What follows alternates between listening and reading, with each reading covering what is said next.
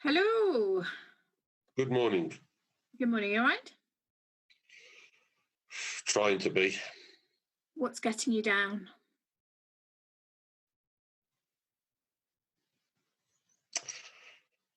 Oh, everything really. Oh dear.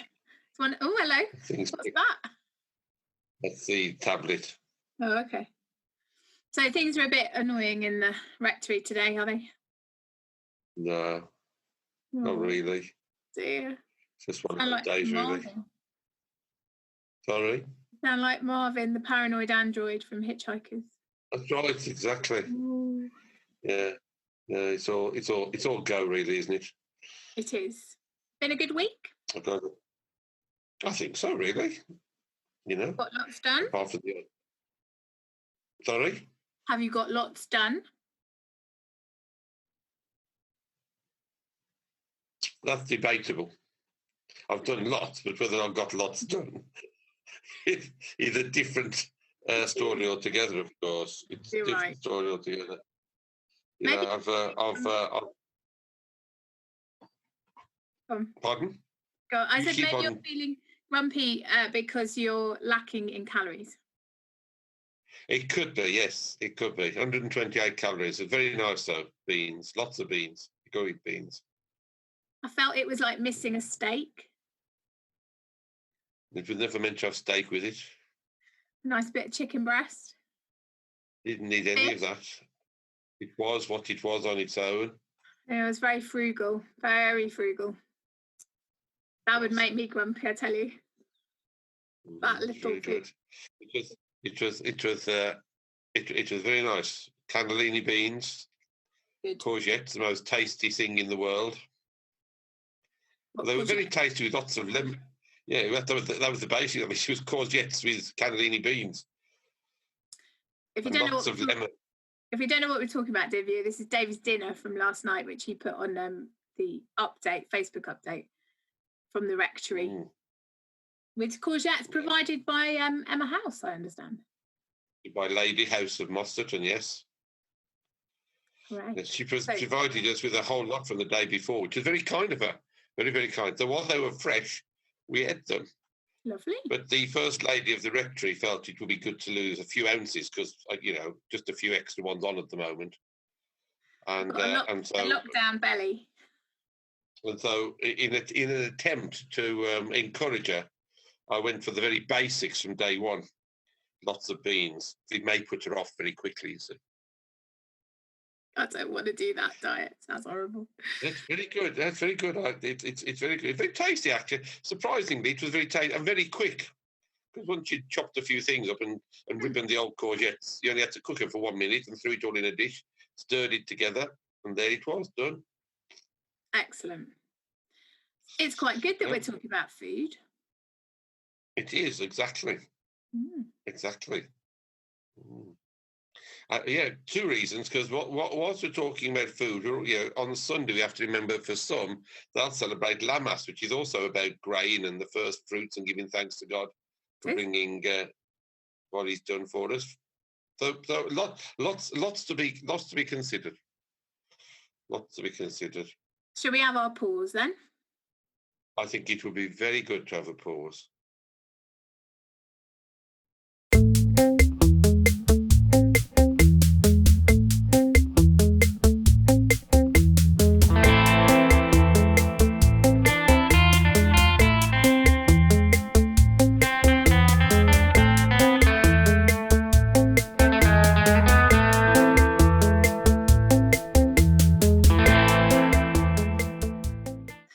Faded away in the pause? Not yet. No, I've just had my puffed wheats for breakfast. Only 16 calories in a bowl of those. 16? Yeah. No sugar. I told you yesterday, it's just blotting paper, really. How can a bowl of cereal only have 16 calories? 16? Yes, because... No, I don't believe you. How can that be true? I will show you the box. If you measure it out according to portion size. I'd still... that must be about 5 grams of cereal. 16 grams. 16 grams. 16 grams of cereal is like a bottom of a teacup. Oh. Not of. And it can't be 16 calories. I just don't think that's right. Not of puffed wheat. Have you tried puffed wheat? Well, no, I've only ever eaten a sugar puff, but I imagine this hasn't got any sugar on, because if it's only got 16 calories... No sugar, no honey, no honey, no sugar, just balls of puffed wheat. I've told you, it's like it is like eating blotting paper. Well, don't eat it then, eat something nice. I bought them, so I've got to eat them. Oh, man. God, quickly, let's move on, because loaves and fishes are much more exciting than puffed. Lot more calories in loaves and fishes, of course. Lots of calories in bread. You need energy. You need energy to function, even if you're trying to lose weight. You do need some energy. Anyway. So, no wonder you're feeling miserable. Quick, have an apple. I could do that. Yeah, I could do that. I could have a banana. I could have anything I like. It's all in the house. But I'm being good. It's all about discipline, as Jesus is going to teach the disciples in the story you're about to read. There's nothing about discipline in this story. There is. Behave, he tells them. Carry on reading, and I'll prove my point. Doesn't say that either. Right, we're reading from Matthew's Gospel, chapter 13 to... No, try that again. Matthew's Gospel 14, verses 13 to 21. And it is the feeding of the 5,000. Now, when Jesus heard this, he withdrew from there in a boat to a deserted place by himself. But when the crowds heard it, they followed him on foot from the towns. When he went ashore, he saw a great crowd, and he had compassion for them and cured their sick. When it was evening, the disciples came to him and said, "This is a deserted place, and the hour is now late. Send the crowds away so that they may go into the villages and buy food for themselves." Jesus said to them, "They need not go away. You give them something to eat." They replied, "We have nothing here but 5 loaves and 2 fish." And he said, "Bring them here to me." Then he ordered the crowds to sit down on the grass. Taking the 5 loaves and the 2 fish, he looked up to heaven and blessed and broke the loaves and gave them to the disciples, and the disciples gave them to the crowds. And all ate and were filled, and they took up what was left over of the broken pieces, 12 baskets full. And those who ate were about 5,000 men, besides women and children. So how's that about discipline? You feed them. Yeah, that's an invitation. That's not discipline. No, they want you to get rid of the people. Send them away. Well, they wanted them to go and be fed, didn't they? Yeah, we disagree. You're really anti the disciples in this story. I think you're being. I'm not anti the disciples. No, I'm just thinking about what their motive was behind it all. They had a busy day. Jesus was very upset, actually, wasn't he? Because as we heard, his cousin had been beheaded, so he wasn't in a good place mentally. I would think. And they'd been on this boat, come across, and there's crowds. And the disciples' first instinct, you think, was to protect Jesus, possibly. I don't know. But let's get rid of them. No, he said.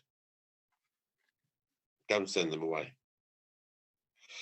But no, look at it. We'll clear a place, let me sit down, gather people around me, and then we'll feed them. We haven't got anything to feed them with.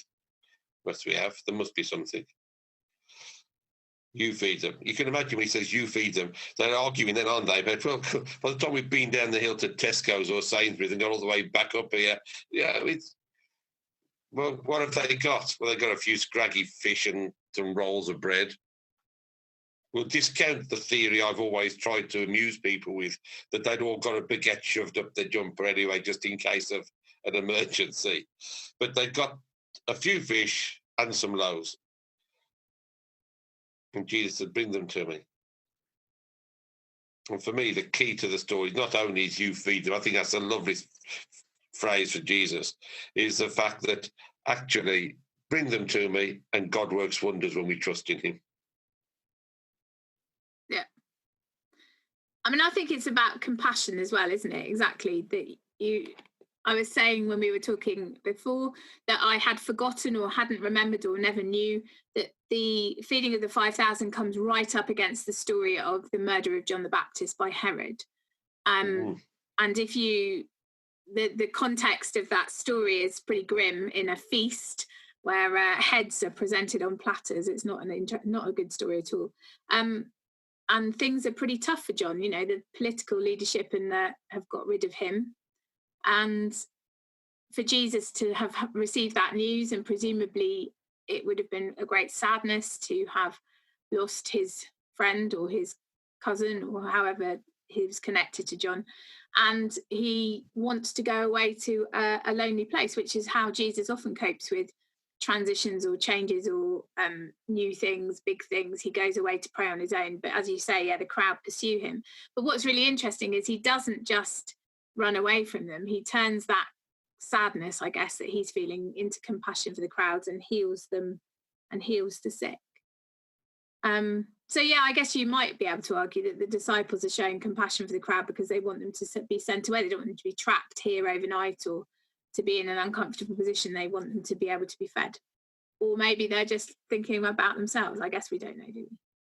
But it's interesting that Jesus turns it back on them. And I think in Tom Wright's commentary, which both you and I have read about this passage in Matthew, he takes it as a kind of metaphor for our vocation and calling. You know, that we go to Jesus with an idea, send them away, and Jesus says, well, you know, that's a very good idea, seeing that you're having compassion on the crowd, but let's change that idea into something different. And then gives us the tools, the gifts and the skills to do it ourselves. Interesting. It's very interesting. There's some mirrors here going on. Go on. No, carry on. I was going to say there's some representatives of the Old Testament here, isn't it? They're in the wilderness, they're in a deserted place, and they're being fed by God, which takes us back to the Exodus and to Israel wandering in the wilderness and being fed by God. Yep. And also you were suggesting that it has this foreshadowing of what happens at the Last Supper, doesn't it? That's what I think is the representation of the taking the food and blessing it and sharing it represents. Of course, there's the reference to the 12 baskets, which I understand to be a reference to the 12 tribes of Israel. How God promised and did indeed care for and feed and look after people. But this story today, for me, has a deeper connotation about our life today and the situation we find ourselves in so many ways. Only yesterday we heard on the news, didn't we? We've got to find money for 1.5 million children who are not going to be fed properly over school holidays. You know, what kind of sad indictment is that on a society that should be able to care and feed its people naturally? By perhaps paying proper wages, for instance, so they can afford to buy, so they're not having to rely. You know, what must it be like for those people who have to turn up at our food banks? And you made that reference to me a couple of days ago about, although in Beaminster was the largest growth in need, there was certainly a growth over this last 4 or 5 months, but we've seen nationally a surge in the need for food. Where is God's compassion in a society that allows that? You know, where is our compassion in a society that allows that to happen? And I made reference in another place that, you know, I think this is about how are we then as Christians showing God's compassion by pressing on those who have the ability to make a change and bring about what's required to stop this nonsense of food banks and whatever. We shouldn't need them in a civilized society. I wouldn't want to turn up to a food bank. I can't begin to imagine that people who do have to, you know, square it in their own mind. And so, if we go back to that, God's always promised He will care and feed, and we are in the terms of Teresa of Avia's prayer, we are God's hands and feet and eyes in the world today. So, what do we as committed people and followers of Jesus do about that? How do we do what He said to those disciples? You feed them. Yeah, I think I agree with you completely, and it has a wider impact for the whole of the world, as well as we work out how, as billions of people on a planet, we actually feed everybody, and what that looks like, and how we consume resources in a way that includes everybody and lets everyone be fed in the widest possible understanding of that, and not just grabbing the resources for ourselves. Because it's interesting, isn't it? You know, there's thousands of people there, and the result with God's miraculous intervention is enough and more than enough for everybody. Well, that is God's promise, isn't he? That he will always provide and there will always be more than enough. It's what you do with the extra that's over, isn't it? Yeah. So there were 12, that's part, I think, of the 12 basket issue. You know, there was more than enough. There was even enough to take on, just stretching the story a bit more, because that's the beauty about the parables sometimes. If you try and stretch them, think, what did they actually do with the 12 baskets afterwards? We don't know, do we? No. Well, there was more. Yeah, absolutely. There's more to feed people. What do they do with it? Were the disciples then sent out into the towns and the lanes and the villages to distribute it? Did it become the food bank of the day and people came out a bit more? I think that is the beauty of this story, because and lots of them, because we just don't know what the answer is. But what it shows is God's bountiful mercy and great gift to us, that there'll always be enough. But we today, and those before and those who will come after us, have the responsibility to make sure it's used properly. Yeah, and I think that this is when we talk about faith impacting our everyday life. It's parables like this that, for me, are the heart of social justice and making sure that everybody is included, and that actually, as Christians, the generosity of God is the same heart of generosity that we're supposed to live with, and to be radically trusting God. I mean, it's ridiculous. The whole story is bonkers. You go with your enough for half a dozen people food, and it's transformed into enough for thousands. The maths is mad. It's kingdom maths, which isn't quite the same as the maths we do. But God is, and I think that is really strong in this parable. It's about miraculous generosity that's well beyond the generosity that we as humans would ever imagine. But that is the way we're called to live, not to hoard, not to amass for ourselves and to keep and to store up in barns, just to get to another biblical image, but to bless and to keep, and to give away, to enable everyone to be part of this. And that's a radical way of living. I mean, that's a really countercultural way of living. And I think, bearing in mind that Matthew wrote this 30 years after Jesus' death or something like that. So if it is a reference to the Last Supper, again, he's reminding us of what Jesus was saying at that point in time. Here's my body, it's given for you, so as you can live bountifully and share. And I shed my blood for you. And so if that's what Matthew's trying to make out of this story, that it's still about God's love for the people, and that it should be shared as widely as possible. That's another thought for us to take on board. There's also the spiritual essence by being fed spiritually, isn't there? How are we fed? Not just physically, but how does God provide for our lives in so many other ways as well? So I think if you're looking for 30 years into your ministry and you've got to preach on this 10 times, you've got all kinds of suggestions and ideas that you can start to explore about what they're trying to tell us by this parable. What was Jesus's real thing about at that moment? And it was more than just making sure they all had a bit of supper before they went home. It was a teaching of God's bountiful goodness to them and God's love for them, which, when you've just had your member of your family had his head chopped off and you've just heard the news, can't be the easiest thing to teach, can it? No, because in our grief, we're often so caught up in our own stuff. It's very difficult to. So I mean, it is really, and at the end of the day, I mean, I think if we could do worse as Christians, to hold that the feeding of the 5,000 gives us the encouragement that we need to feed people physically, spiritually, mentally. Actually, to be feeding is one of the things we do. And he tells them, I agree with you, you feed them. And you give them something to eat. It's a command. So that's something we should do. In one of the other commentaries that I looked at in preparation, it suggests that Jesus is saying to them metaphorically, take your empty purse before God, empty it out, but hold your hands out, because God's goodness will be given to you for us to share in some way.